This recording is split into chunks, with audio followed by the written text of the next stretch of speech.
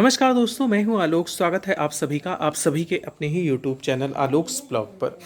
दोस्तों, यहां पर अपने पाम के प्लांट को मैंने इसका स्पेशल फर्टिलाइज़र देने के लिए जो है एक साथ इकट्ठा किया है। और मेरे चाइना पाम के साथ जो है वो फिर से एक ट्रेजेडी हो गई है। उधर क्रोटन के साथ मैं लेकर परेशान था। मैंने इसको पूरी तरीके से रूट प्रून करके रिपोर्ट किया था, आप लोगों के साथ शेयर भी किया था। उसके बाद ये बहुत अच्छा चल रहा था। इसका जो दूसरा वाला प्लांट है ये है, अ, इसकी ये जो अलमंडा की वेल है इस तरीके से ऊपर गई थी और ये वाला जो पोर्शन इसका दिख रहा है ये नीचे गिर गई थी।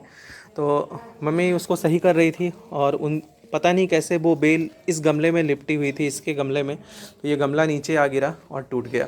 अभी टेम्प्रोरली इसको इस बकेट के अंदर डालकर रखा है। आज जाऊंगा क्योंकि मेरे पास पॉट अवेलेबल नहीं है 12 इंच या 14 इंच के। तो आज नर्सरी जाऊंगा, वहाँ से सोच रहा हूँ कि इसके लिए एक पॉट लेके आऊँ। उसके बाद जो है इसको पॉट के अंदर डाल दूँगा। फ़िलहाल जो है अभी इस टाइम पर मेरे ये जो प्लांट हैं, एक चाइना पाम है, इसके बाद ये फिस्टल पाम है जिसकी ग्रोथ बहुत ही सुंदर है। इसको मैंने गवर्नमेंट नर्सरी से 50 रुपीज़ में लिया था और बहुत ही बढ़िया ग्रोथ ये कर रहा है। सोच रहा हूँ कि जब ग्राउंड मेंटेन हो जाएगा तो इसको 18 इंच के एक गमले के अंदर लगाऊंगा, ग्राउंड पर नहीं लगाऊंगा क्योंकि ग्राउंड पर ये बहुत बड़ा हो जाता है और वहाँ पर इसका उतना अच्छा लुक नहीं आता है जितना कि ये पॉट के अंदर देता है। अगला जो आपका पाम का प्लांट है ये है आपका रैफिस पाम, जिसको लेडी पाम के भी नाम से जाना जाता है। और ये पॉट के अंदर ही ख़ास तौर पर लगाए जाने के लिए बहुत ही अच्छा होता है। अभी ये मेरा प्लांट जो है वो 10-10 इंच के प्लास्टिक पॉट के अंदर लगे हुए हैं और यहीं पर इनके अंदर बहुत बढ़िया ग्रोथ है। आपको दिख रहा होगा कितनी बढ़िया जो है इनके अंदर ग्रीनरी है और साथ ही साथ ये खूब घने भी हो रहे हैं। जब मैं इस प्लांट को नर्सरी से लेके आया था तो ये एक सिंगल प्लांट था और उसी समय मैंने इसको डिवाइड करके 2 अलग प्लांट्स बना लिए। और ये फोनिक्स पाम मैं 50 रुपीज़ में लेके आया हूँ। ये काफ़ी बढ़िया ग्रोथ इनके अंदर भी है। छोटे छोटे पौधे मैं इनके लेके आया था। पहले मैंने इनको प्लास्टिक पॉट के अंदर लगाया था, उसके बाद जब ये थोड़ा बढ़िया ग्रोथ कर गए तो मैंने इसको निकाल कर जो है ये वाले पॉट के अंदर डाल दिया। अगला जो पाम है ये थोड़ा एक्सक्लूसिव है, थोड़ा महंगा पाम है। मैंने पाम के ऊपर पूरा एक वीडियो बनाया है। मेरे पास एरिका पाम है लेकिन उसका पॉट बहुत ज़्यादा बड़ा है, 18 इंच के पॉट के अंदर वो लगा हुआ है, तो उसको मैं उठाकर यहाँ पर नहीं ले आया हूँ। और 2 मेरे पाम बॉटल पाम हैं जिनको मैंने ग्राउंड पर लगाया है। तो पाम का मेरे पास जो है वो ठीक ठाक कलेक्शन है। रेक्सोना पाम जो है मुझे चाहिए और भी जो पाम मुझे मिलेंगे मैं उसको नर्सरी से लेके आऊँगा। तो ये जो है थोड़ा एक्सक्लूसिव इस वजह से है क्योंकि इसके पत्ते तो जो है कुछ कुछ स्टार्टिंग में देखने में ऐसे लगते हैं कि कहीं ये जो है चाइना पाम के जैसे तो बिल्कुल नहीं होगा, लेकिन काफ़ी अलग होता है। और जैसे जैसे ये बड़ा होता जाता है इसके पत्तों की साइज़, ये जो मतलब ये जो शेप है ये बड़ा होता जाता है। ये काफ़ी ज़्यादा देखने में खूबसूरत लगता है। दोस्तों, अगर आप पाम का पौधा लगा रहे हैं तो सबसे पहले आपको मिट्टी का ध्यान रखना होगा।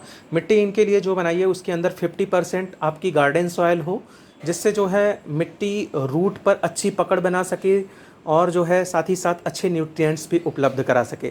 उसके बाद आपको 30% इसके अंदर कंपोस्ट डालनी है जिससे अच्छा न्यूट्रिएंट सोर्स आपकी सॉयल जो है वो बन सके।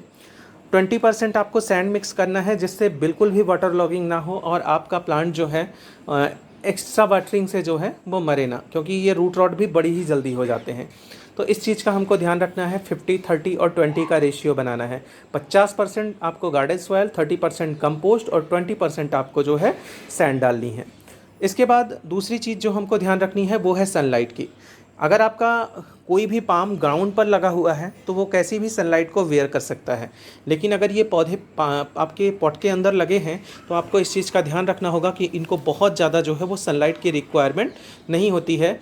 आप इनको ऐसी जगह पर रखिए जहाँ पर इनडायरेक्ट सनलाइट इनको छन छन कर मिलती रहे। इस चीज़ का हमको बहुत ही ज़्यादा ध्यान रखना है कि अगर ये पॉट के अंदर लगे हों तो इनको सिर्फ जो है इनडायरेक्ट सनलाइट चाहिए होगी, डायरेक्ट जो है सनलाइट नहीं चाहिए। उसके बाद अगली चीज़ जो होती है वो है वाटरिंग की। वाटरिंग फ्रिक्वेंसी हमको जो रखनी है वो मिट्टी को चेक करने के बाद ही पानी देना है। ऐसा नहीं कि जब भी वाटर कैन या फिर पाइप उठाई तो पानी देते चले गए। मिट्टी को चेक करना है, उसके बाद ही जो है हमें अपने कोई भी सा भी पाम हमारे पास हो तभी हमको उनको पानी देना है।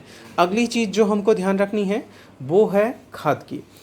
कोई हैवी फीडर प्लांट नहीं है, इनको ये अंदर ना फ्लावरिंग होनी है और ना ही जो है इनमें ब्रांच डेवलप होनी है, सिर्फ पत्तियां निकलती हैं। इस वजह से जो है सिर्फ हमको साल में 2 बार फर्टिलाइज़र देना है। एक बार मार्च में जब इनकी डोरमेंसी ख़त्म होती है, मतलब जब इनका ग्रोइंग पीरियड शुरू होता है, उस टाइम पर हमको इनको कंपोस्ट देनी होती है। नॉर्मल कंपोस्ट सिर्फ आप दे दीजिए। बहुत सारे लोग अलग अलग चीज़ें बताएंगे, लेकिन सिर्फ नॉर्मल कंपोस्ट आप दे दीजिए। कुछ दिन रुक जाइए, लगभग 10 दिन, और उसके बाद जो अभी मैं बताने वाला हूँ उस चीज़ का इस्तेमाल कीजिए। दूसरी बार जो हमको ये सॉलिड फर्टिलाइज़र देना है वो जुलाई या अगस्त में देना है।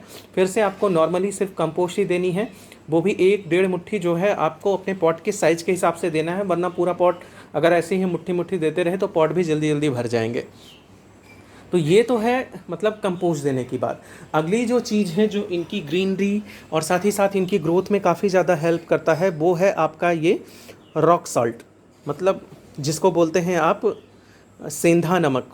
सीधा नमक तो वैसे जो है इसका टुकड़ा आपको मिलेगा पत्थर जैसे, या फिर नॉर्मली जो है दुकान पर पिसे हुए सेंधा नमक जो है आते हैं वो आप ले सकते हैं, लेकिन उनमें शुद्धता कम होती है। तो मैं ये जो पत्थर उसका आता है, पूरा एक पत्थर मैंने ले लिया था और उसको पीस कर इसको तैयार किया गया है। अब क्वांटिटी इसकी कितनी रखनी है, ये हमें अपने प्लांट में कैसे देना है, इस चीज़ को भी हम देख लेते हैं। जैसे कि यहाँ पर देखिए 1 लीटर मेरे पास ये पानी है, तो इसके अंदर हमको ज़्यादा नहीं मिक्स करना है, ओनली 1 स्पून जो है इसका एक टेबल स्पून लेना है और 1 लीटर पानी के अंदर डाल दिया।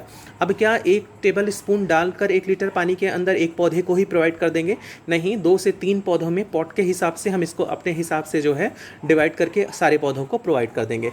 जैसे कि यहाँ पर डालने के बाद अगर ये घुल चुका है तो थोड़ा सा हमने इसको दे दिया, उसके बाद ये इसको दे दिया और इसको। अब अगर मेरे पास कम पड़ता है तो मैं फिर से दोबारा बना लूँगा, लेकिन आपको एक चीज़ का ध्यान रखना है कि क्वांटिटी ज़्यादा नहीं रखनी है। यहाँ पर 1 लीटर पानी के अंदर मैंने 1 चम्मच सेंधा नमक घोला था और उसी में जो है थोड़ा कम पड़ गया मेरा चाइना पाम के लिए, तो अभी मैं अलग से घोल कर इसको प्रोवाइड कर दूँगा। बस इतना ही जो है हमें अपने इस पौधे को प्रोवाइड करना है। आखिर ये चीज़ हमने दी क्यों? क्योंकि आपका ये पौधा जो है ये कोकोनट फैमिली से ही जो है मिलता जुलता है। बिल्कुल है क्या कि वो पौधा भी जो है आपके खारे नमक वाले और थोड़ा नम वातावरण के अंदर ही बहुत बढ़िया ग्रोथ करता है। तो ये बहुत बढ़िया टाइम होता है मार्च का क्या स्टार्टिंग जो होता है, और आपका ये रेनी सीजन का जो मिड होता है या फिर स्टार्टिंग जो होता है, इसके अंदर अगर ये खाद हम अपने पौधे को देते हैं तो ये हमारे प्लांट की ग्रोथ प्लस ग्रीनरी दोनों को इन्हेंस करता है। तो इस चीज़ का थोड़ा क्वांटिटी का हमको ध्यान रखते हुए अपने सारे पौधों को, पाम के पौधों को हम ये चीज़ बड़े ही ईजिली प्रोवाइड कर सकते हैं। सस्ता भी आता है प्लस जो है काफ़ी असरकारक भी है। अभी आप मेरे सारे पाम की ग्रीनरी को देखकर इस चीज़ का अंदाज़ा तो लगा ही सकते हैं। कैसी लगी आपको मेरी ये वीडियो कमेंट करके ज़रूर बताइएगा। ऐसी ही किसी नई वीडियो नए अपडेट के साथ मिलते हैं किसी नेक्स्ट वीडियो में। तब तक के लिए bye bye and take care.